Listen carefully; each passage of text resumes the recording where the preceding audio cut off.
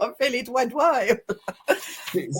C'est ce qui est assez amusant, c'est que autant, moi, c'est souvent ce que je dis aux gens à qui j'envoie la méthode Silva, je dis, bon, les 3 premiers jours, tu vas voir, c'est de l'auto-hypnose, hyper bien structuré, etc.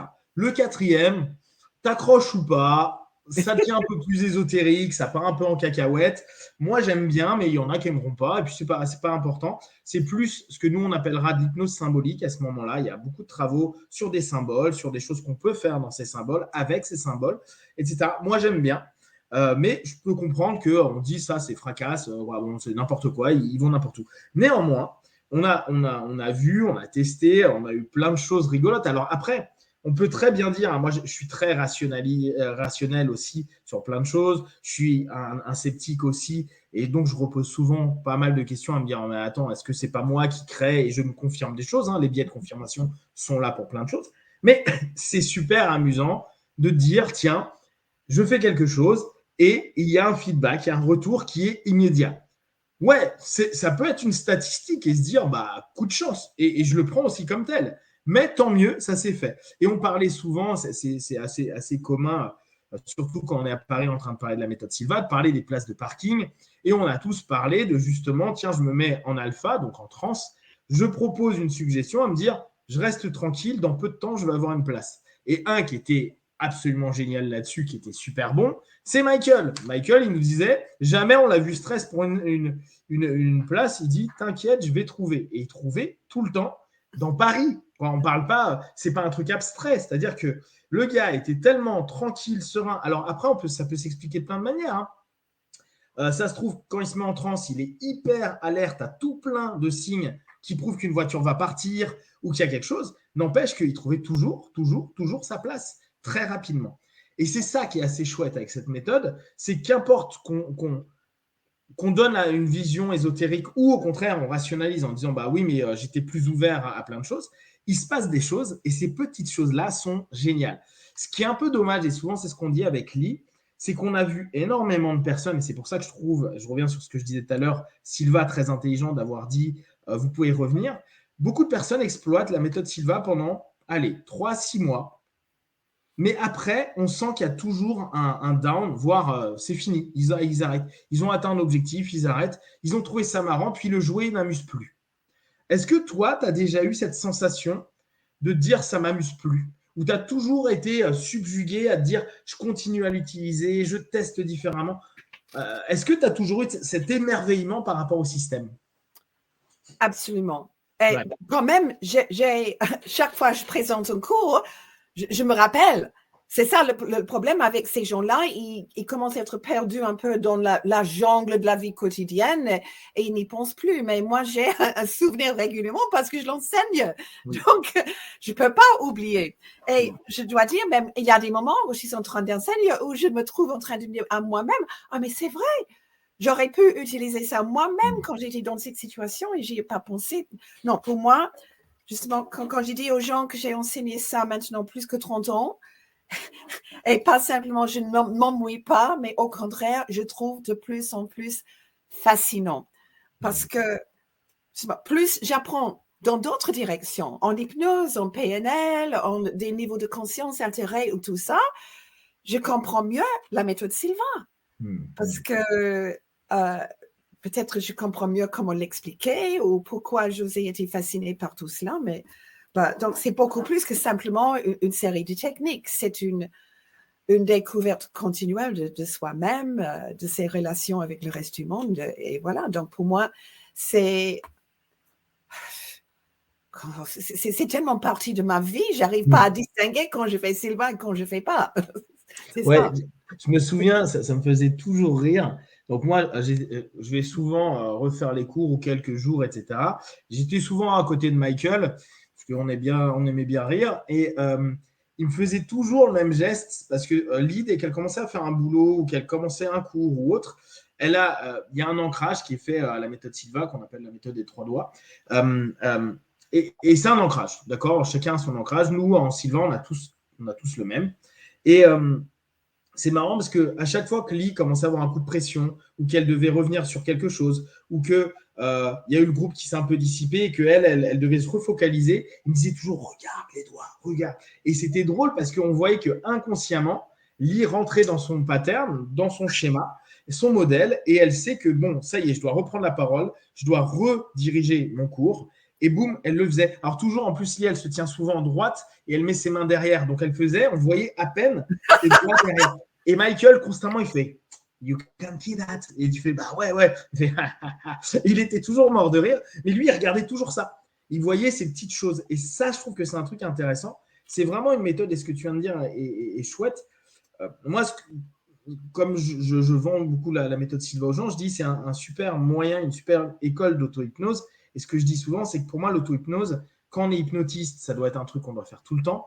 Mais l'auto-hypnose, c'est un style de vie, une manière de vivre, un lifestyle, comme on dit les anglo-saxons. C'est à partir du moment où tu l'as, c'est pas je le fais une fois de temps à autre, c'est je vis en fonction de ce dialogue conscient-subconscient, de cette intuition qui peut arriver, j'ai un problème, je vais d'abord le travailler au travers de ces programmations, du verre d'eau, j'ai besoin d'une idée ou d'un truc. Moi, j'ai arrêté le verre d'eau parce que ça me réveillait au milieu de la nuit. Et le problème, c'est que le verre d'eau, d'un coup, j'ai des idées, mais moi, mon cerveau, il ne s'arrête pas.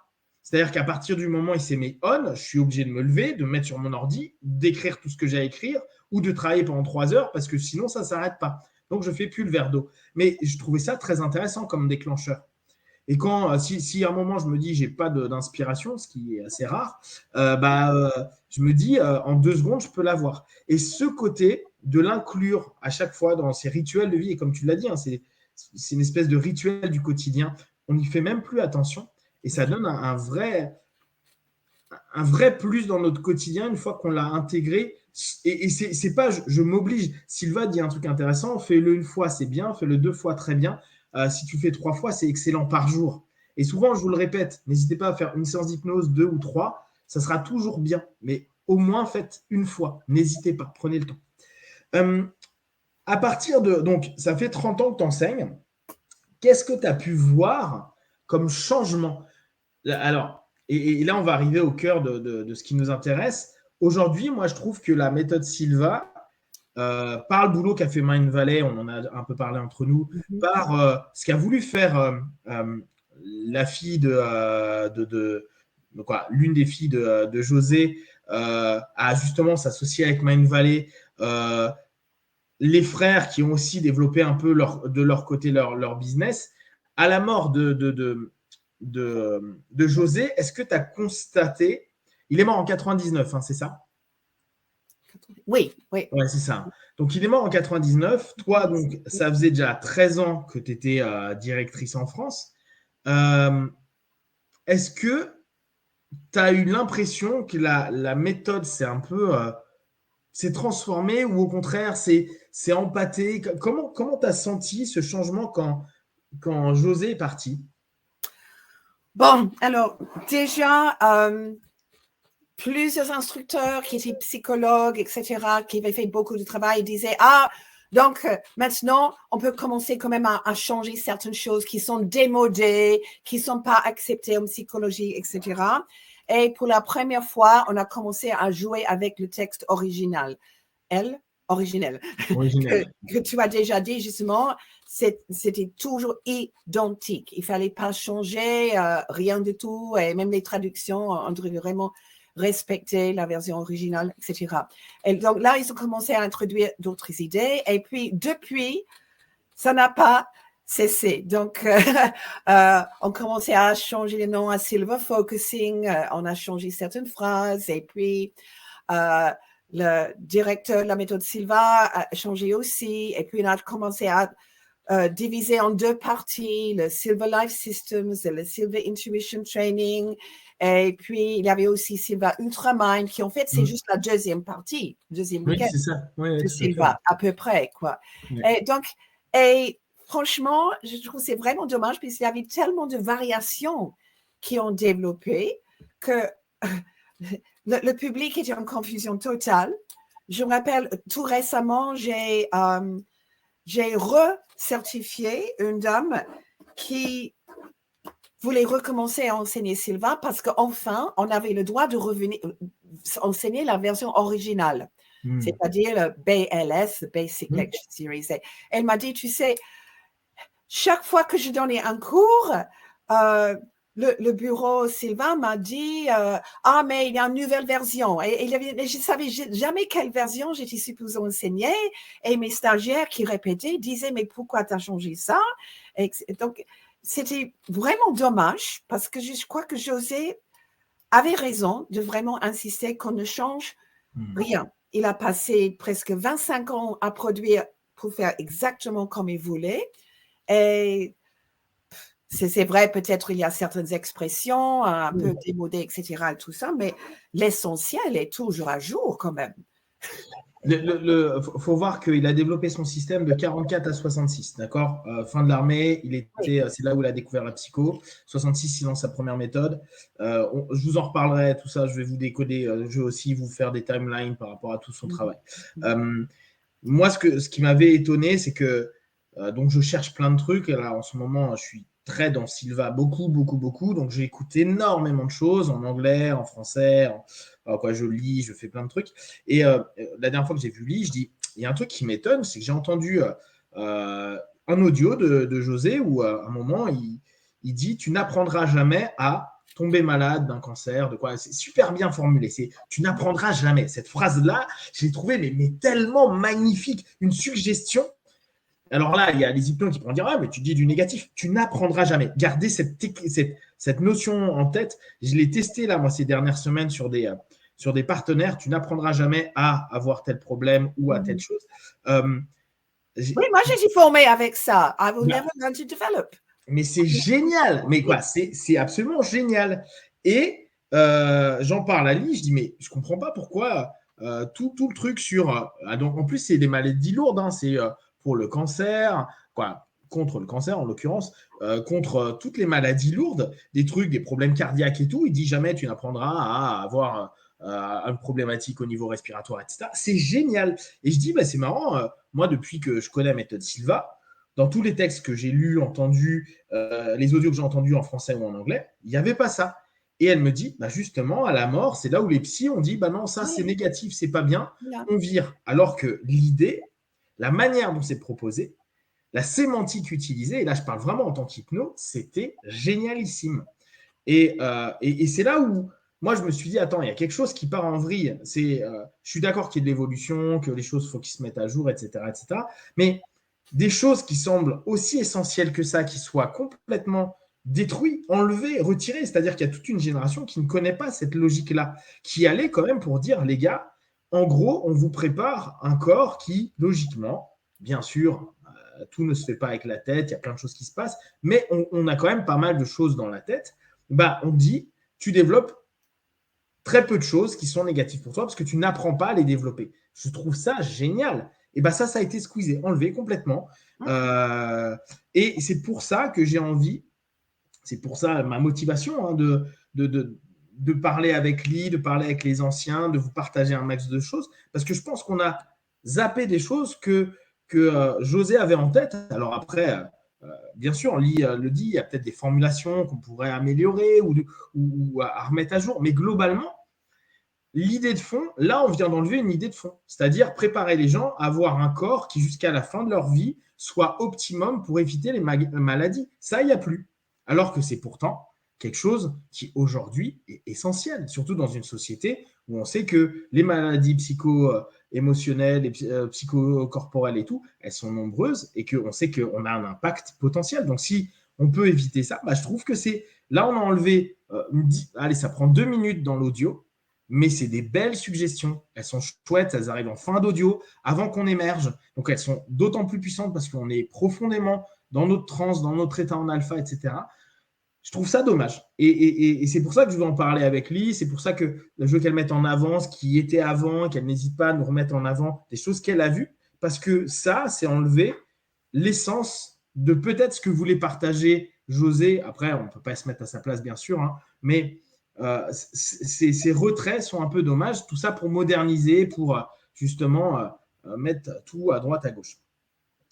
Je regardais justement, parce que ce que Lee ne vous a pas dit, et parce que je ne lui ai pas encore laissé l'occasion, mais Lee forme les instructeurs. elle s'en occupe. Donc, la dernière fois, je regardais un peu le programme qu'il y avait. Il y en a un en janvier, si ma mémoire est bonne. Tu donnes un cours instructeur en janvier, non? En ligne? Pardon? Tu donnes pas un cours instructeur en janvier en ligne? En février. En février. Oui, pour Et les anglophones, oui. exactement. Donc, je regardais un petit peu ce qu'était le programme, etc., etc. Comment ça se passe, cette notion-là? Comment tu formes les gens, toi, à la méthode Sylvain? Donc, tu formes les formateurs, pardon. Comment formes-tu les instructeurs? D'abord, je passe une grande partie de mon temps à écrire à des gens qui veulent être instructeurs Sylvain, qui n'ont même pas fait le cours live.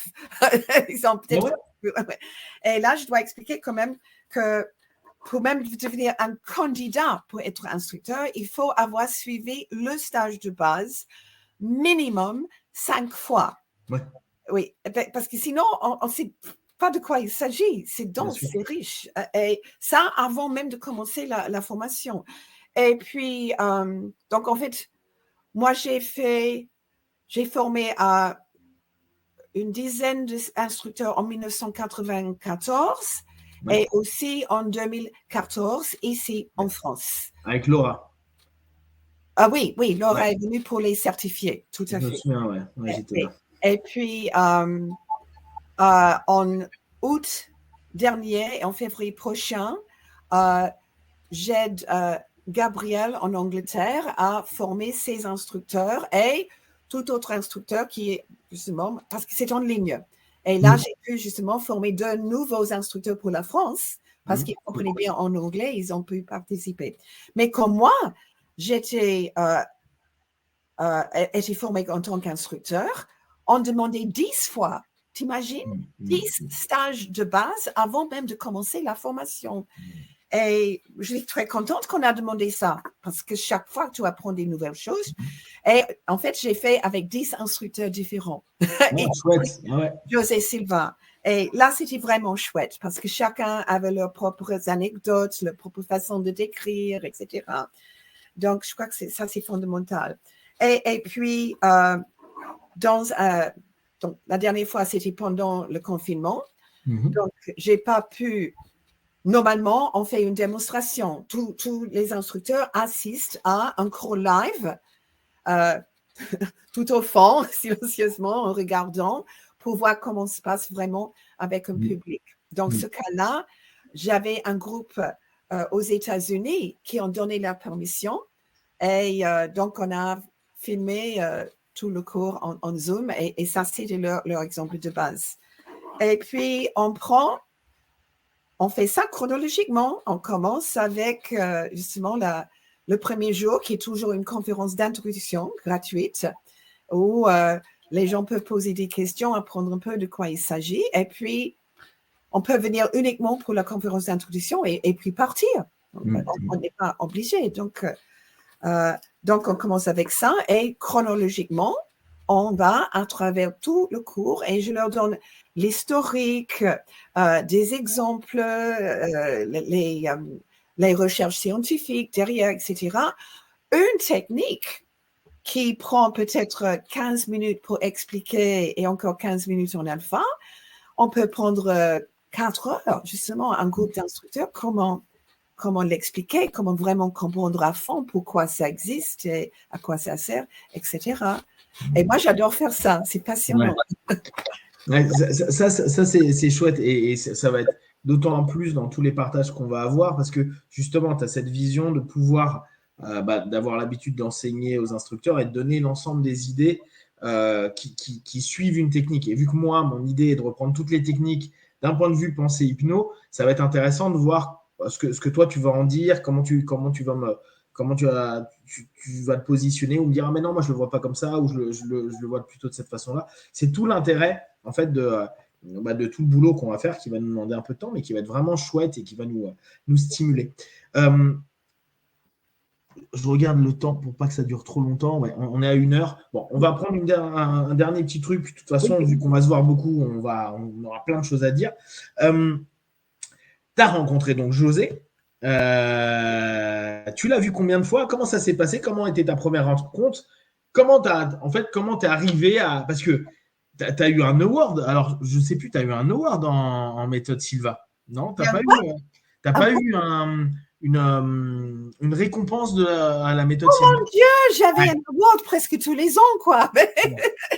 Mais après avoir été instructeur pendant 2 ans, nous avons reçu une grande coupe qui était meilleur instructeur Silva dans le monde, en dehors des États-Unis, quand même. C'est marrant ça. Ils sont forts. Mais non, il y a plein d'awards, oui. Donc, j'ai rencontré José, en fait, pendant la première formation. Je ne l'avais jamais vu auparavant. Et il est très petit. Ah ouais? Oui.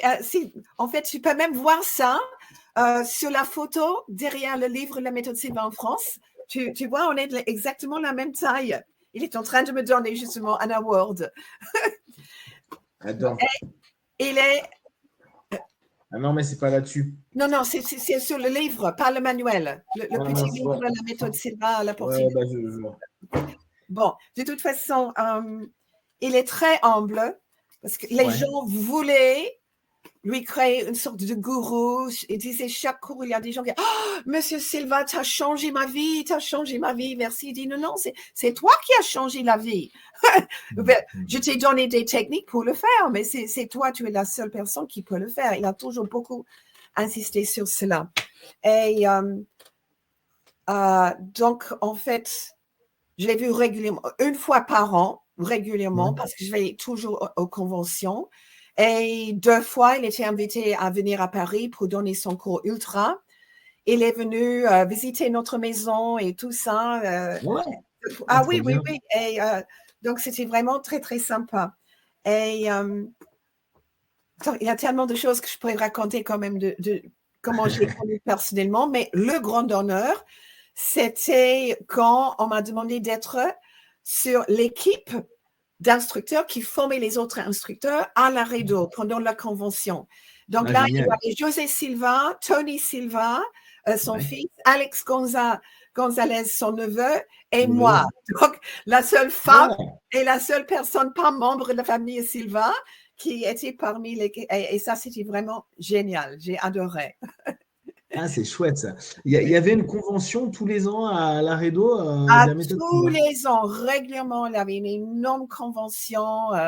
Les gens venaient de partout dans le monde. Ça devait être ça. Oui, ça c'est… Il y en avait toujours quelques années après son décès et petit à petit, ça a diminué. Mais les conventions, quand même, ont continué. J'ai rencontré Bruce Lipton, justement, à une convention Silva, avant qu'il était connu mondialement. Oui.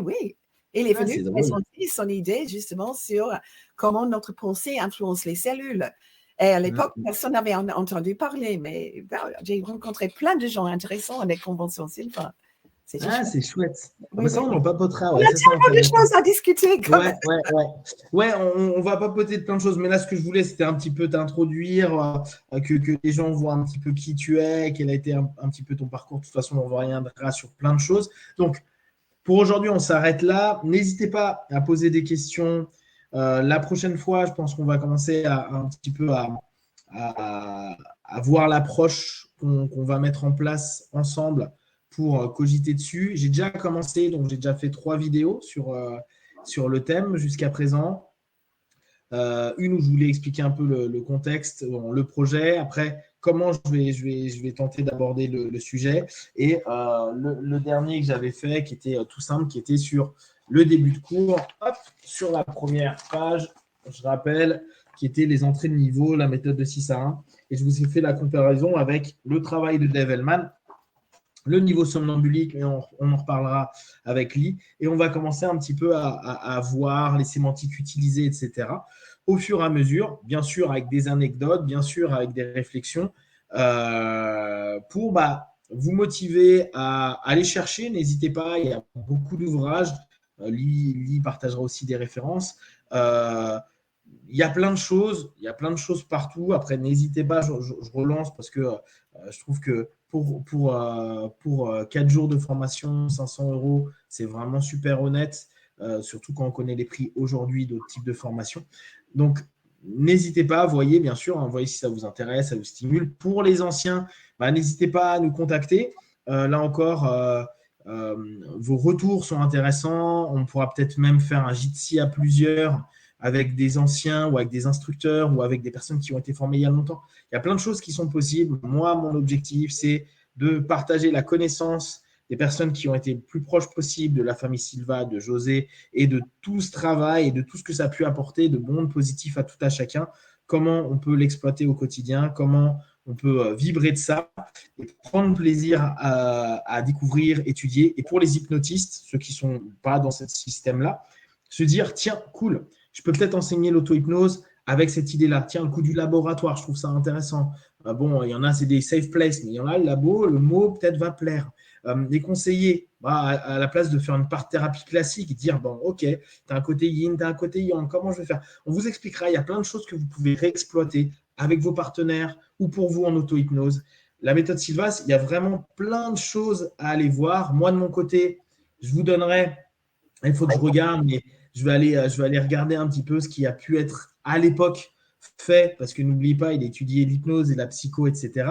Mais il faut vous souvenir des dates. Hein. Il a lancé son système en 66. En gros, en 63, il avait fini ce qu'il voulait proposer. Et après, il a rodé avec des classes de 20 pendant 3 ans. Mais 63, au niveau psycho, on n'était pas encore avec la PNL, avec tout ce qu'on connaît dans les formalités d'hypnose ericksonienne actuelle. Il a étudié Erickson, notamment. Il a étudié plein d'autres personnes, comme Kruger, etc., comme Hellman. Et ça va vous intéresser, je pense, de voir sa capacité à innover et avoir déjà des idées qu'on a retrouvées ultérieurement en PNL et puis dans plein d'écoles d'hypnose, notamment la symbolique. Voilà, Lee. Merci. Est-ce que tu as quelque chose à dire pour la fin? Non, j'ai trop de choses à dire. Il faut que ça attende une autre fois. Mais je suis vraiment ravie d'avoir cette opportunité de trouver quelqu'un qui est aussi enthousiaste pour la méthode que moi et qui peut justement me poser des questions pour sortir tout ça. Donc, je suis vraiment reconnaissante que tu m'as donné cette possibilité. Merci. Yes, non, je pense que le projet, il va être vraiment… je pense vraiment que le projet, il va donner quelque chose d'intéressant. J'ai contacté Ernst, j'arrive jamais à dire son nom, Junior, là.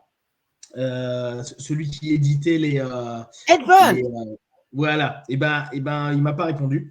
Parce que je voulais avoir les newsletters, savoir s'il les avait numérisés. Parce que toi, tu m'as dit que tu les as.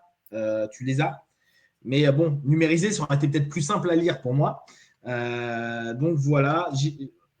L'idée à terme sera quand même de contacter moi-même, ok? Parce que ouais, ça serait bien, tu vois, qu'on ait ces éléments-là. La dernière fois, tu m'avais parlé aussi d'un ancien avec qui vous avez parlé toute la soirée de ce qui était fait à l'époque. Je ne sais plus son nom, mais ça serait bien si on pouvait faire un moment ou un autre un podcast avec, discuter en anglais, c'est pas grave, après je traduirai en français. Déjà, je crois que Jerry Seavey serait très content de le faire aussi. Tu m'as dit, ouais. Oui. Ouais, ça peut être sympa de faire ça. Ça sera beaucoup d'anecdotes et autres, mais c'est ce qui nous intéresse.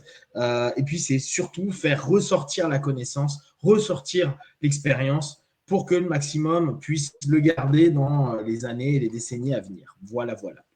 Je vous remercie. Si vous avez des questions derrière, vous les partagez sur Facebook, YouTube. J'y répondrai le plus rapidement possible. Comme d'habitude, de tout ce que je propose, ne prenez que ce qui est bon et juste pour vous. Testez, observez, analysez et concluez. B1. Et je coupe le… Alors, attends 2 petites secondes. Arrêtez l'enregistrement.